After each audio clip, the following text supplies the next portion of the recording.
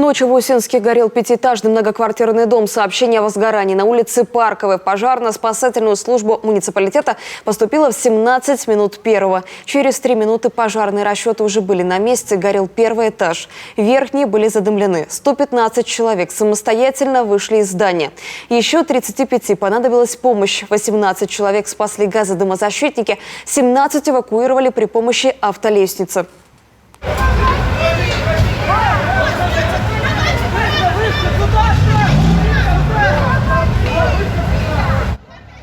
Как нам сообщили в управлении ГО и ЧС администрации Усинска, жильцов временно разместили в школе номер 2. Но после устранения возгорания, это было примерно в половине 4 утра, люди уже вернулись в свои квартиры.